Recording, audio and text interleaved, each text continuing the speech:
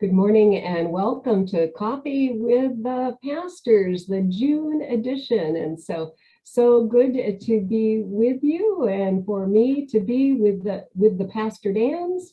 So I invite you to grab your cup of coffee and join us as we have an opportunity to talk a little bit about what's been going on at Trinity, what's going on in our lives, and all of the, as I like to say, the inside scoop, or sometimes just a little bit more detail about the things that are happening and doing it in conversation. So Pastor Daniel, you're kind of an expert now. You have joined us a couple of different times in a couple of different ways, in video form and live form. And so, yeah, always good to have you with us. And you've already just experienced a very exciting week last week with Vacation Bible School and Day Camp at Trinity. So I would love to hear the fresh eye, new perspective on all of that.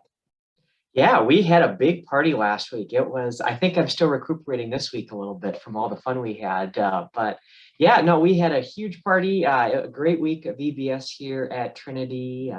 Some day camp leaders from Riverside Bible Camp came to help lead our program. And I think I kind of feel bad because I think we got the 5 best counselors that they have because they were just absolutely phenomenal. Young adults to lead our day camp this past week, but the sanctuary was packed with kids. We had a great group full of songs, skits, crafts, games. We kept them going from 9 to 1 o'clock and really had a lot of fun. The theme this year was Anchored in Hope. So there was some really good nautical skits this year. I have to give them huge props for the nautical skits. I'm a connoisseur of camp skits, and this year was top notch. But the kids got to learn all about how even in the uncertainty and storms of life, how we are anchored in hope, and that hope is anchored in Christ. And so, yeah, it was really fun for me to experience that for the first time. I've been a camp counselor, so I've gotten to go and do some day camps in different places, but it was really fun to see that day camp be here at Trinity and to really get to know a lot of the kids in the congregation as they came to day camp. And the other thing I like about day camp is you get to meet a lot of kids from the community, that it's not only kids from the church or from the congregation who attend, but that we get to see some new faces here at the church. And so that got to be kind of my fun question of trying to figure out, is this your first time here, or have you come to Sunday school, and is this a familiar place? Is this a new place? And one of my favorite things is when it's a child's first time in church that they get to experience that. And so anyway, it was a lot of fun for me to see and watch, and we had a great group of volunteers here from the church supporting the ministry as well, giving their time because it's a lot of work and a lot of time as you think about all the hours that go into planning and go into making sure that day camp goes through safely. So it's a great week. I'm hoping I can get an extra hour of sleep each night to just catch up a little bit from all the fun that we had. But that means you had a good week when you're tired. So. Yeah, it's even fun for me who's not really directly involved in it, just to feel the energy and hear the chatter and the patter of feet. Yeah, I was one day kind of trying to sneak someplace, and all of a sudden it was like whoosh, kids coming this way and whoosh, kids coming that way, and yeah, it's a great week, and so glad that you were there to experience it, along with Carol and Christian. I saw so lots of new staff just digging in and being a part of that. So thank you. Yeah, it was a lot of fun. We even got a little bonus day camp too. I'd like to highlight. We had a middle school night and a high school night where the day camp leaders were super kind to give some extra time to be able to hang out with those groups in our church as well, and get to spend some time with them in games and other things like that. So I thought that was something to lift up as well, that they were so awesome to be able to jump in and give a little bit of a commercial for what a week of camp can be like, because as far as I know, it's still not too late. If someone wants to go to camp, I think there are still some spots open for upper elementary, middle school, and high school I was able to visit with Crystal, the director at Synod Assembly, a couple weekends ago, and they do have some spots still open. So if you know someone who wants to go to camp, I think we'd really like to help make that happen here at the church. It's such an amazing experience. Warmed my heart to see, the kind of buzz, and we've continued to do some of these things the last couple of years, but to have it feel like a quote unquote normal kind of VBS week again was really cool, and to see such a huge turnout and so many adults, new staff, as Pastor Kathy said, getting involved.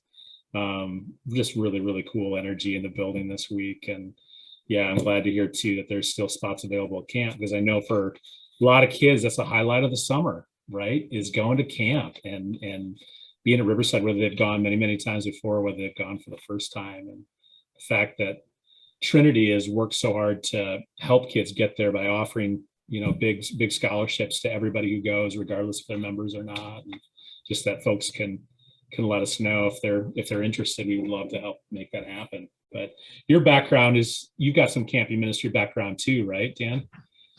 Yeah, so I spent my first summer working at camp was at Riverside, which I had my senior moment this week, where the day camp leader, I told her what year I worked at Riverside, and she said, "Oh, that was my first summer as an alpha camper." And that's for the first time where I was like, "Oh man, this was longer ago than I remember it being." But yeah, I spent a summer at Riverside. I spent a summer at Iwawu, and I spent a summer at Rainbow Trail Lutheran Camp in Colorado. And then I spent a summer recruiting people to go to seminary from camps. And so I got to travel to all camps around the Midwest and see their programming. And so it's a huge gift we have in this church of all the different and unique expressions of camp, and really a fertile ground for growing faith and leadership in the church, for sure. Yeah, for sure. Mm-hmm. Yeah. Well, thanks for all your work. A little bit, Coffee with the Pastors this week is a little bit like the continuum of, book ended with, we've got VBS last week, and then we've got the semi-annual meeting coming up this next week as well, where we'll be voting on the columbarium at that semi. And so, yeah, Trinity is that place for the whole continuum of life and nurturing in a variety of different ways. Do you want to say more, Pastor Dan, about the semi-annual meeting and some things that we'll be talking about there? Yeah, absolutely. I think definitely this weekend semi-annual meeting is a big thing that's going to take place after the outdoor service. About 10:30 is probably when we're going to get started with that. And there's ways to participate in that in person. You can also go online and register still this week if you'd like to join by Zoom. We've done that for our last couple of congregational meetings, and we'll continue to do that this weekend for the semi-annual. Yeah, the columbarium is certainly a big thing.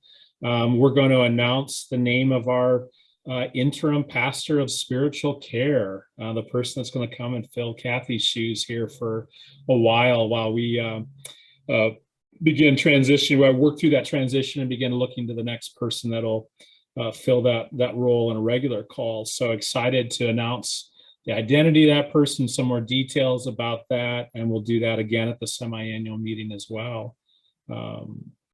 And along with all the regular kind of things that we do, some updates on ministry and our financial review, those sort of pieces, but definitely some significant stuff on the semi-annual for this year. Another really significant thing that's happening though this weekend, of course, is this will be Pastor Kathy's last Sunday with us as she retires and heads into the sunset. Glorious. She keeps on saying kind of slinking into the sunset, but I like to say gloriously riding into the sunset of retirement. And we're going to take some time this weekend to celebrate her ministry, not only here at Trinity, but across her career as a called and ordained pastor in both the Covenant Church and in at Trinity. So yeah, Kathy, you're preaching this weekend, right? One more time. So can't get out of it. Yeah, we'll have a few other things as a part of particularly the outdoor service. Will be a time that we'll do some presenting of some special things, and then have a time after that service, kind of between the Sunday morning services, for an informal coffee reception, a chance for people to come up and to say some things, and again, just to kind of celebrate with presence all that you've done here, Kathy, and all that you've done throughout your ministry. So definitely mixed feelings for a lot of us about that. We're happy for you, very, very happy for you. Looking forward to that day as well, but also very sad in terms of saying goodbye to this stage of ministry for you and at Trinity. So I wondered if you were comfortable, if we could take some time today to just reminisce a little, to maybe hear from you a little bit more about your time at Trinity, your time in ministry thus far, kind of what's next. Would you mind if Dan and I kind of just pepper you with some questions and let you tell us a little bit more? I think people might enjoy hearing a little bit about that. Sure. Yeah, no, I can do some reminiscing. Where do you want me to start? Well, let's go back. Go back at the very beginning. I was born in right. Like Fellowship Coffee, right? We'll have you know, we won't make you do your whole life story, but talk a little bit about when you came to Trinity 16 plus years ago. 16 plus years ago. How did that happen? And what were the things that led to your call here at Trinity? Well, I mean, when I reminisce and look back on that, I realized that there were a lot of seeds planted along the way that helped me to think about Trinity. I began my first year. I was a contract pastor here because I was ordained in another denomination. And as I was reminiscing, I was actually contacted prior to Jim Mogelson coming to Trinity about coming and serving at Trinity. And I said, I can't do that. We're not even in full communion. That's not a possibility. And so, but it was one I can vividly remember that telephone conversation, hanging up and going, what in the world would anybody think that I could ever be a pastor at Trinity? And then years later, it was conversations with Jim. It was getting itchy. I was at Hospice of North Iowa as their coordinator of spiritual care. And I thought, I can keep doing this, but maybe it'd be nice to, share these gifts in the church in a little broader way. And so, long story short, started to kind of have conversation with Pastor Jim about what would fit or what wouldn't fit. And I eventually came around to saying, well, if that position of pastor to senior adults ever opens up, come back and talk to me about that one. And lo and behold, it did more quickly than had been anticipated with Sam Hamilton for moving out of the area.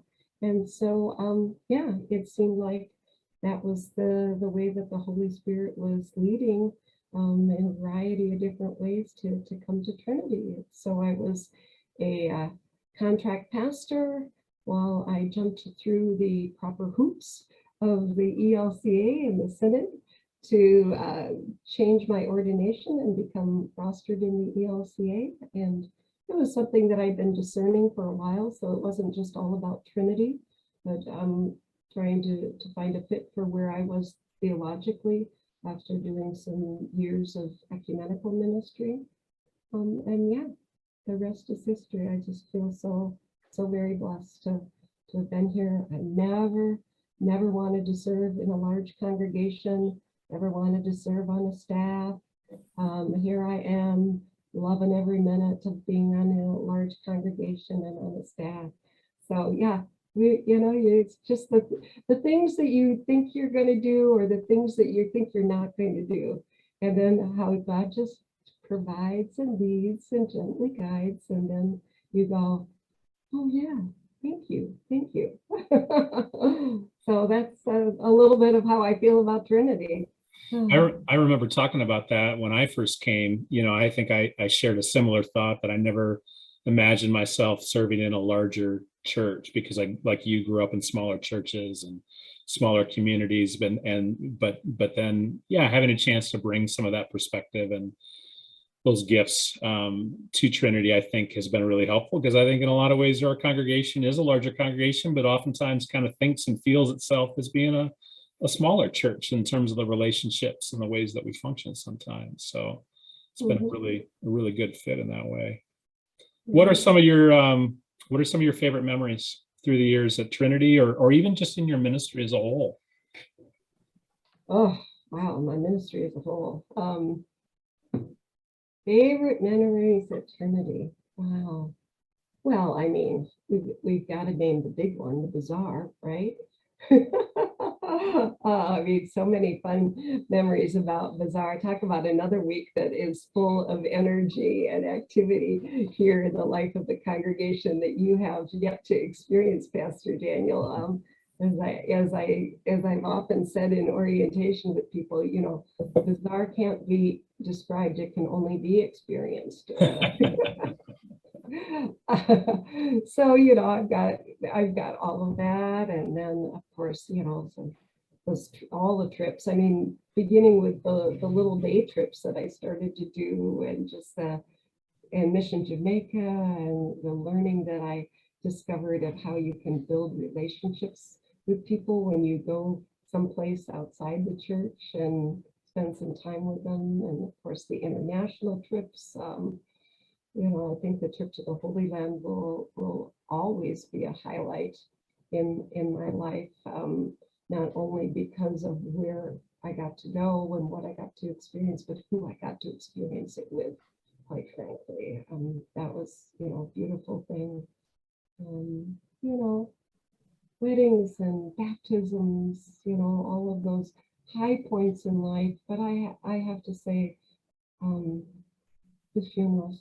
I mean, really, honestly, the honor and the privilege that I feel to have been invited in to walk with people at that time in their life. You know, they are tough times for families, but they are also sometimes the most beautiful times, and certainly that was true at hospice for me before. But yeah, those are holy moments, and you don't always get to walk in and share those as a stranger. And I did at hospice, and then I got to come in and share them not just with strangers, but with friends and people that I cared with and had long-term relationships with. And so, I mean, that will those leave their mark, you know, and people sometimes, you know, wonder how I can do that, but those are the things that I treasure. And it is those moments, and you know, even just the funny moments of, you know, feeling like the Holy Spirit was just putting you in the right place at the right time.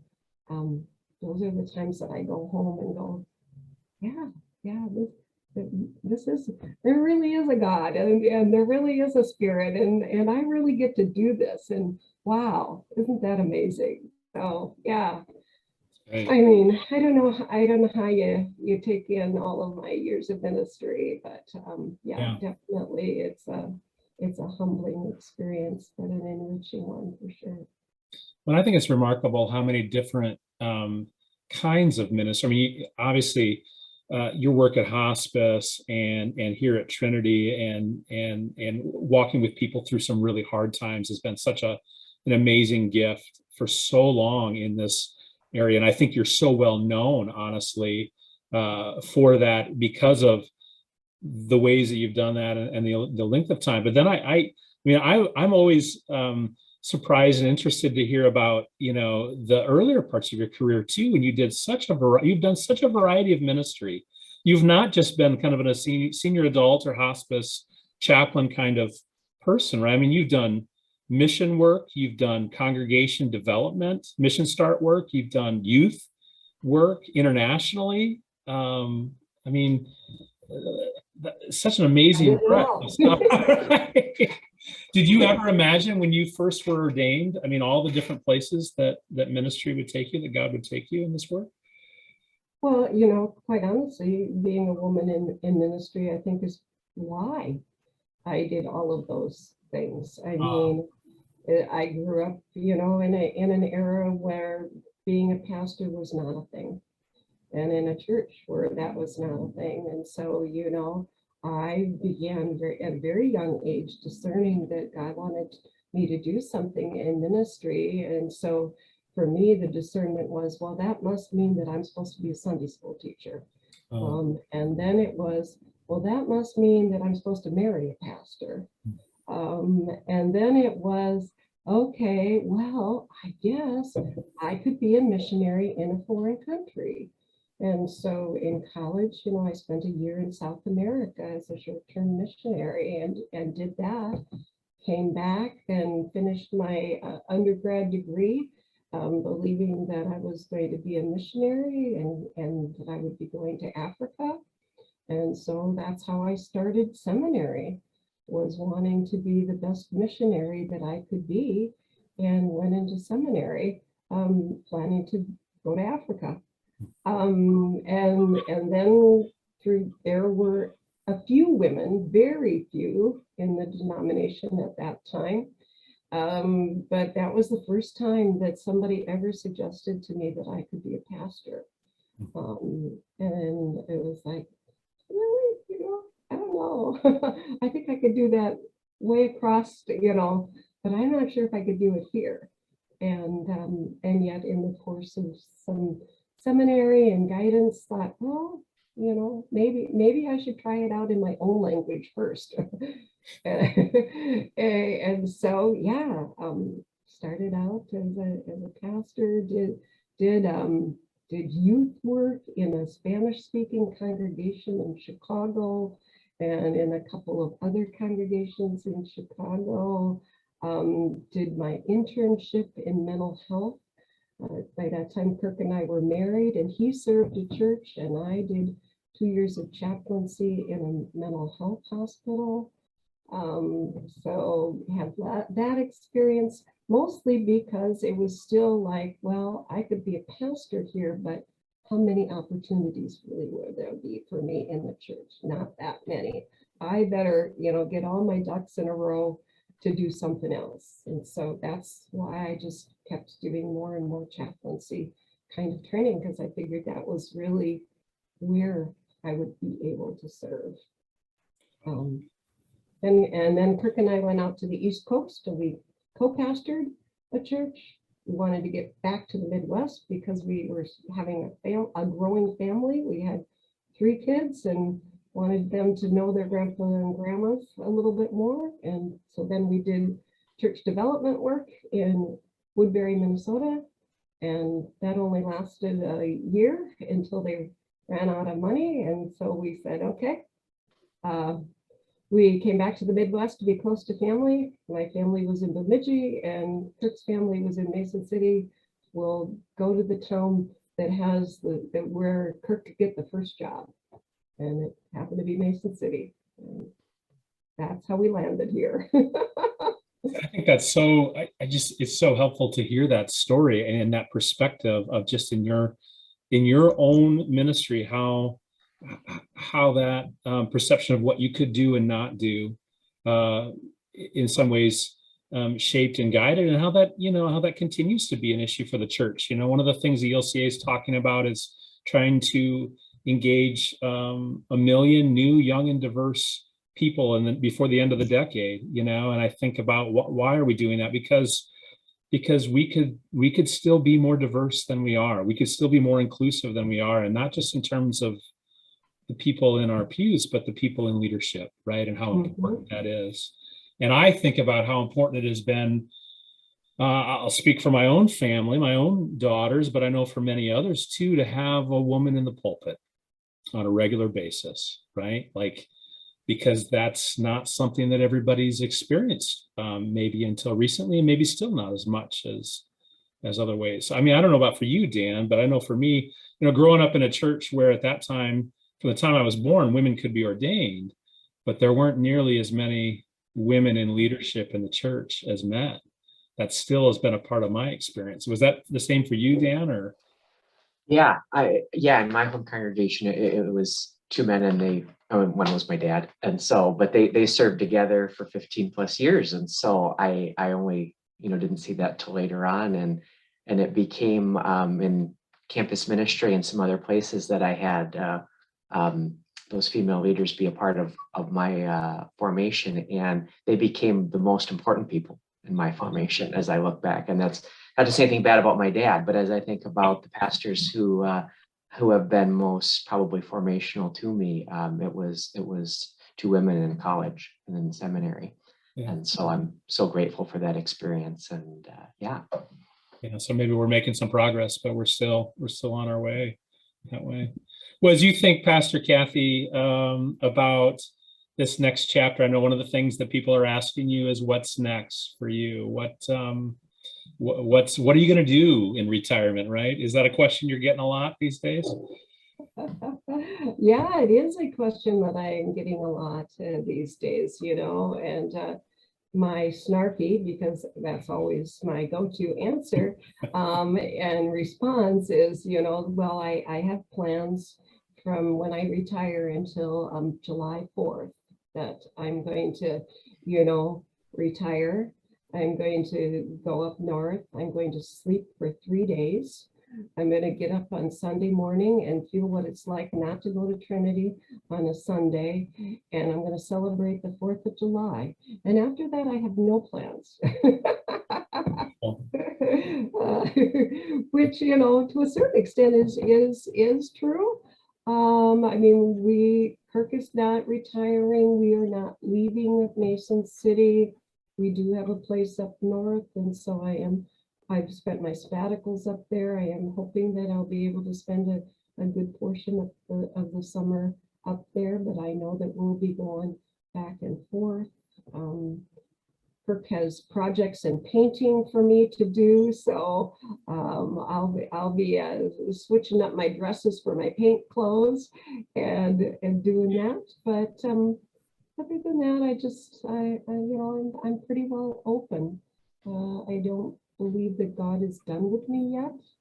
I just don't know what the next chapter is going to look like. Yeah. Will you be around Trinity? I know that's something that people have been asking me. Yeah, well, thanks to you, yes.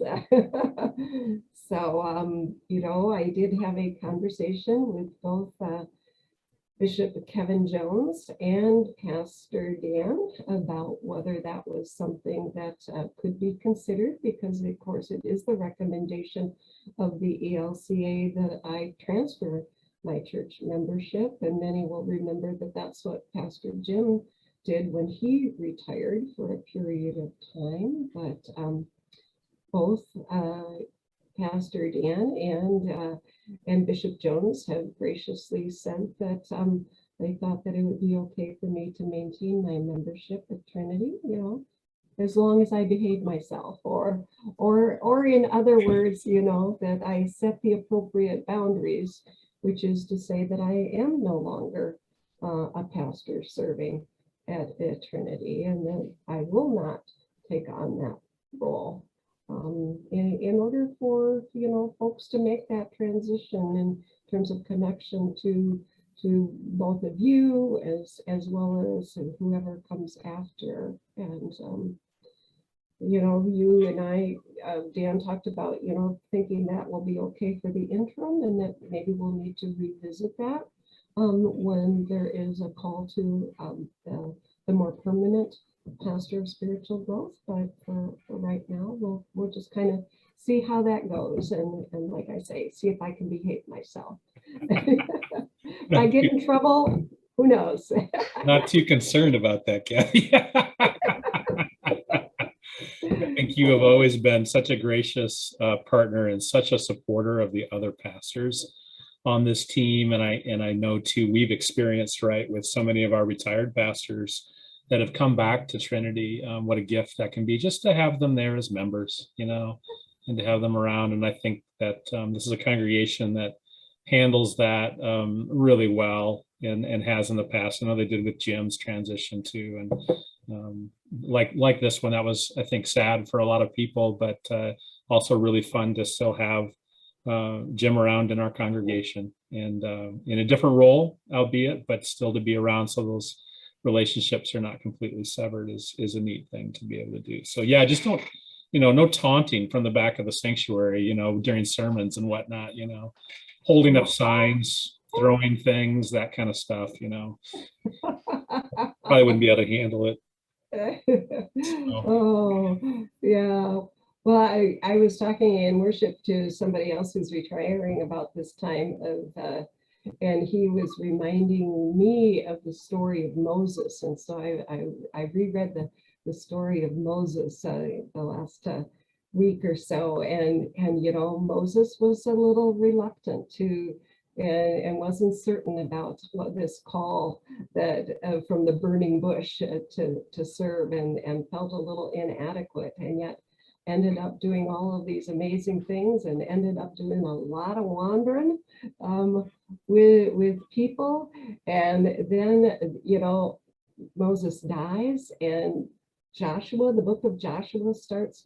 Moses died, now proceed. And I thought, yep, that's okay. There is, God calls out leaders for a time and a purpose, and blesses that along the way. But then God just is like, okay, that's okay. And now you'll proceed beyond that with the next leaders and the next phase, and how exciting that will be. Get to whatever the promised land is that God has waiting for Trinity. So I think it's going to be a good season. Not that it'll be easy, but it will be a good season that's ahead. That's a beautiful image, and I think a great reminder as for all of us, as we often talk about, right, that God's church is bigger than any leaders. God's ministry goes on across generations, and as much as we value and celebrate and appreciate all of the people that are a part of our communities of faith, all of our people, we know it goes on, right? And that's a beautiful thing. Yeah, and maybe a good place to end, to borrow your words. But I think I want to say again, thank you for all of these years of ministry together. We're grateful that you will still be a part of our community, maybe in a different way, but that you'll still be a part of it. But just to say thank you for all that God has done through you. And we look forward to this weekend, to gathering around you as a church and celebrating again one more time with you before this next phase begins. Well, thank you. Thank you for the privilege of serving here. Thank you, Pastor Daniel, for coming on board at this time. And I just wish you well, because this is a great place to learn and grow, and people will be learning and growing with you. And Pastor Dan, I probably can't say too many things or I'll break down and cry. So just, you're in my heart, and I am very grateful for the times that we've shared together, both when we were both associates and I was the annoying big sister in that relationship, and the ways that I have continued to be annoying, but also have so appreciated you in this role of senior pastor, and how God is using your gifts to take the church into some amazing places. Thank you. Thank you for the opportunity to continue to be here. Thank you. And thank you for your wisdom and how you've shaped all of us. You will have a lasting impact. You are having a lasting impact on this congregation. And I'm certainly grateful for that in my own life and what I've learned from you too. So thank you for that. Thank you. Now proceed.